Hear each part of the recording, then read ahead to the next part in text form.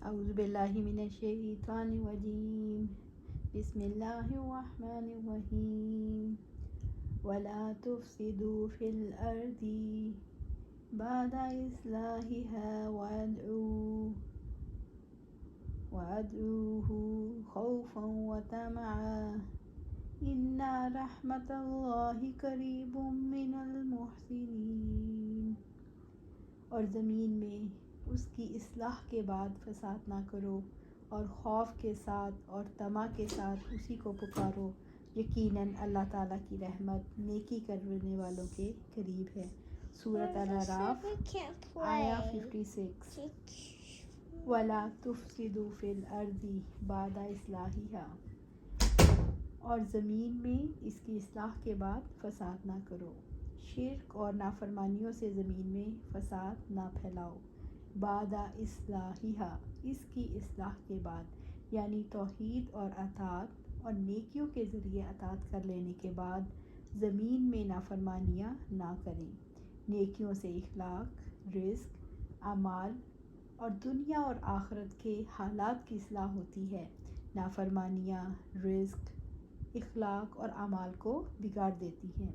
رب العزت نے فرمایا ظہر الفساد فی البر والبحر بما کسبت ایدی الناس لیذیقہم بعض الذی عملوا لعلہم یرجعون، لوگوں کے اپنے ہاتھوں کی کمائی کی وجہ سے خشکی اور سمندر میں فساد برپا ہو گیا تاکہ اللہ تعالیٰ ان کے بعض کاموں کا انہیں مزہ چکھائے تاکہ وہ پلٹ آئیں۔ سورۃ الروم آیا 41۔ اللہ تعالیٰ کی رحمت کن لوگوں کا حصہ ہے؟ اللہ تعالیٰ کی رحمت ان لوگوں کا حصہ ہے جو اس سے قریب ہو کر اپنے جذبوں کا رخ اللہ سبحانہ تعالیٰ کی طرف کر دیں۔ وہ اللہ تعالیٰ کو پکاریں، اس کے سامنے عاجزی کا اظہار کریں۔ جو لوگ اللہ تعالیٰ کی قربت چاہتے ہیں وہ بھی ان کو اپنے قریب جگہ دے دیتا ہے۔ وَادْعُوهُ خَوْفًا وَطَمَعًا، اور خوف کے ساتھ اور طمع کے ساتھ اسی کو پکارو۔ تمام انبیاء علیہ السلام جو دنیا میں آئے عموماً ان حالات میں آئے کہ معاشرے میں طرح طرح کا بگاڑ پیدا ہو چکا تھا، تو انہوں نے اپنی دعوت کا آغاز توحید ہی سے کیا۔ اللہ تعالیٰ کے ساتھ بھی دوسرے کی بندگی سے اجتناب کو شرط اول قرار دیا۔ یہ اصول اپنانے کے بعد معاشرے سے برائیاں خود بخود رخصت ہوتی چلی جاتی ہیں۔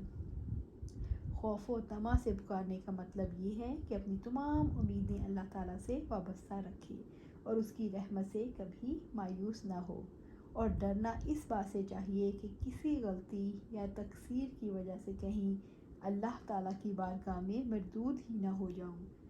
دونوں پہلوؤں کو بہرحال ملحوظ رکھنا ضروری ہے، تاہم اللہ تعالیٰ سے حسن ظن کا پہلو غالب رہنا چاہیے، جیسا کہ درج ذیل حدیث میں واضح ہوتا ہے کہ عبداللہ انصاری رضی اللہ تعالیٰ عنہ کہتے ہیں کہ آپ صلی اللہ علیہ وآلہ وسلم نے اپنی وفات سے 3 دن پہلے فرمایا تم میں ہر شخص کو مرتے وقت اللہ تعالیٰ سے حسن ظن رکھنا ضروری ہے، اس کے عذاب سے ڈرتے ہوئے اور اس کے ثواب کی امید رکھتے ہوئے اسے پکارو، نیز یہ کہ امید بھی رکھو کہ اللہ تعالیٰ اس دعا کو قبول فرمائے گا، اور اس بات سے بھی ڈرو کہ کہیں اللہ تعالیٰ دعا کو رد نہ کر دے۔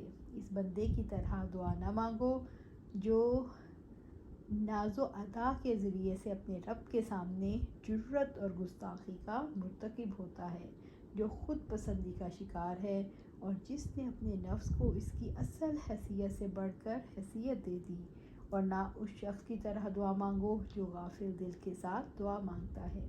اللہ تبارک تعالیٰ نے آداب دعا کے بارے میں جو کچھ ذکر فرمایا اس کا حاصل یہ ہے کہ دعا میں صرف اللہ تعالیٰ کے لیے اخلاص ہو، اور دعائے خفی اللہ تعالیٰ کے اخلاص کے لیے بہت ضروری ہے۔ طمع میں یہ بھی چیز شامل ہے کہ انسان دعا کے بعد مایوس نہ ہو، جیسے کہ ابو ہریرہ رضی اللہ تعالیٰ عنہ سے روایت ہے کہ آپ صلی اللہ علیہ وآلہ وسلم نے فرمایا تم میں سے کسی کی دعا اس وقت تک قبول ہوتی ہے جب تک وہ جلدی نہ کرے، اور جلدی یہ ہے کہ انسان یہ کہے کہ میں نے اپنے رب سے دعا کی مگر اس نے قبول نہیں کی۔ اور ایک روایت میں یوں ہے کہ اللہ تعالیٰ نے فرمایا میں اپنے بندے کے ساتھ ہوں جب وہ مجھے یاد کرے اور جب اس کے ہونٹ میری یاد میں حرکت کرتے ہوں۔ نبی صلی اللہ علیہ وآلہ وسلم نے ایک شخص کا ذکر فرمایا جس کا سفر لمبا ہو، بال بکھرے ہوئے ہوں، غبار سے اٹے ہوں، اور آسمان کی طرف ہاتھ پھیلا کر یا رب یا رب کہتا ہے، اور حال یہ ہے کہ اس کا کھانا حرام، پینا حرام اور لباس حرام، اور اس حرام سے غذا دی گئی ہو۔ ان چیزوں کے ہوتے ہوئے ان کی دعا قبول کیسے ہوگی؟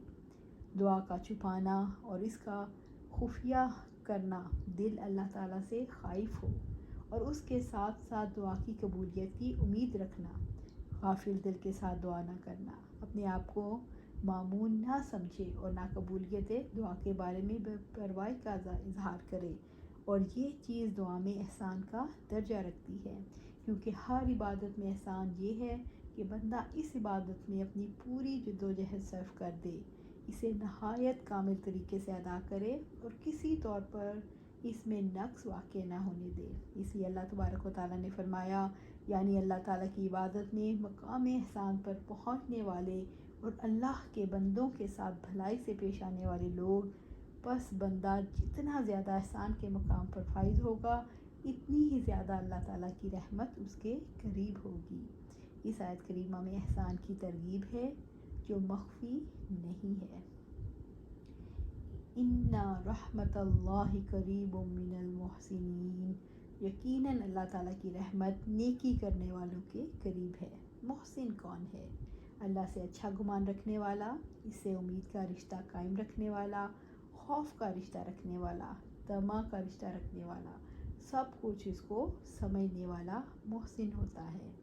وَهُوَ الَّذِي يُرْسِلُ الرِّيَاحَ بُشْرًا بَيْنَ يَدَيْ رَحْمَتِهِ حَتَّى إِذَا أَقَلَّتْ سَحَابًا ثِقَالًا سُقْنَاهُ لِبَلَدٍ مَّيِّتٍ فَأَنزَلْنَا بِهِ الْمَاءَ فَأَخْرَجْنَا بِهِ مِن كُلِّ الثَّمَرَاتِ كَذَلِكَ نُخْرِجُ الْمَوْتَىٰ لَعَلَّكُمْ تَذَكَّرُونَ۔ اور وہی ہے جو ہواؤں کو اپنی رحمت سے آگے آگے خوشخبری بنا کر بھیجتا ہے، حتیٰ کہ جب وہ بھاری بادل اٹھا لیتی ہیں ہم اسے کسی مردہ زمین کی طرف ہانک دیتے ہیں، پھر ہم اس سے پانی اتارتے ہیں، پھر اس سے ہر قسم کے کچھ پھل نکالتے ہیں، اسی طرح ہم مردوں کو نکالیں گے تاکہ تم نصیحت حاصل کرو۔ سورۃ الاعراف آیا 57۔ وَهُوَ الَّذِي يُرْسِلُ الرِّيَاحَ بُشْرًا بَيْنَ يَدَيْ رَحْمَتِهِ، اللہ تعالیٰ کائنات کا خالق ہے اور کائنات میں کسی کی شراکت کے بغیر تصرف اور اختیار رکھتا ہے۔ بشرم، خوشخبری بنا کر، اس نے اپنی قدرت اور رحمت کا ذکر کرتے ہوئے فرمایا، وہ ہوائیں جو پاس کی خوشخبری دیتی ہیں۔ سورۃ روم میں فرمایا، وَمِنْ آیَاتِهِ أَن يُرْسِلَ الرِّيَاحَ مُبَشِّرَاتٍ، اور اس کی نشانیوں میں سے ہے کہ وہ بشارت دینے والی ہوائیں بھیجتا ہے۔ سورۃ الروم آیا 46۔ یہ ہوائیں اللہ تعالیٰ کے حکم سے بادلوں کو اڑاتی ہیں۔ رحمتہ، رحمت سے مراد باران رحمت ہے۔ اللہ تعالیٰ کی رحمت کو دیکھ کر اس کی مخلوق خوش ہوتی ہے۔ رب العزت نے فرمایا، وَهُوَ الَّذِي يُنَزِّلُ الْغَيْثَ مِن بَعْدِ مَا قَنَطُوا وَيَنشُرُ رَحْمَتَهُ وَهُوَ الْوَلِيُّ الْحَمِيدُ، اور وہی ہے جو لوگوں کے مایوس ہونے کے بعد بارش برساتا ہے اور اپنی رحمت پھیلا دیتا ہے، اور وہی مدد کرنے والا تمام تعریفوں کے لائق ہے۔ بارش کے برسنے سے پہلے ہی دل خوشی سے جھوم اٹھتے ہیں۔ ہوائیں کیسے چلتی ہیں؟ ہوا ہر وقت چلتی ہے۔ ہوا بادلوں کو اڑاتی اور دوڑاتی ہے، اللہ تعالیٰ ہی ہواؤں کو چلاتا ہے۔ ہوائیں اللہ تعالیٰ کے قانون کے مطابق چلتی ہیں۔ ہواؤں کا کسی خاص وقت اور خاص خطے میں چلنا اللہ تعالیٰ کی تدبیر کے مطابق ہے۔ حتیٰ اذا اقلت سحابا ثقالا، یہاں تک کہ جو وہ بھاری بادلوں کو اٹھا لاتی ہیں۔ بعض ہوائیں بادلوں کو اٹھاتی ہیں، بعض اکٹھا کرتی ہیں، اور کچھ ہوائیں ان کو بار آور کرتی ہیں۔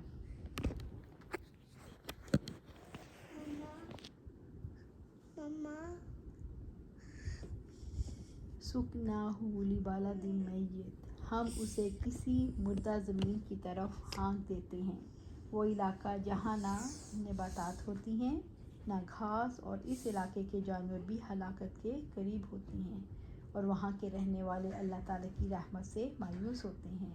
فَأَنزَلْنَا بِهِ الْمَاءَ، پھر ہم بادلوں کے ذریعے زمین پر خوب پانی برساتے ہیں۔ اللہ تعالیٰ ایک ہوا کو مسخر کرتے ہیں کہ وہ بادلوں کو پانی سے بھر دے، اور دوسری ہوا اللہ تعالیٰ کے حکم سے بادلوں کو بکھیر دیتی ہے۔ فَأَخْرَجْنَا بِهِ مِن كُلِّ الثَّمَرَاتِ، بارش کے پانی سے زمین طرح طرح کے پھل پیدا کرنے کے قابل ہو جاتی ہے، تو لوگ اللہ تعالیٰ کی رحمت سے خوش ہوتے ہیں اور خوب فائدہ اٹھاتے ہیں۔ اسلامی تصور حیات کے مطابق ہر واقعہ کیسے وقوع پذیر ہوتا ہے؟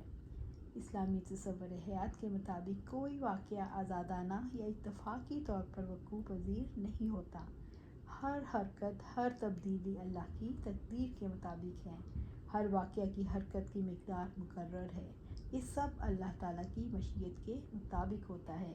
یہ تصور مومن کے دل پر کیسے اثر انداز ہوتا ہے؟ مومن کا دل ہر حرکت یعنی کہ جو کچھ بھی ہوتا ہے اللہ تعالیٰ کی تقدیر اور سنت کو دیکھتا ہے، ہر حرکت میں، ہر چال میں اللہ کی تقدیر کو محسوس کرتا ہے۔ یہ تصور حیات مومن کے اندر جوش اور ادراک پیدا کرتی ہے۔ وہ ہر حرکت میں، ہر حادثے میں اللہ تعالیٰ کی تقدیر اور سنت کو دیکھتا ہے اور اللہ تعالیٰ کی تسبیح کرتا ہے۔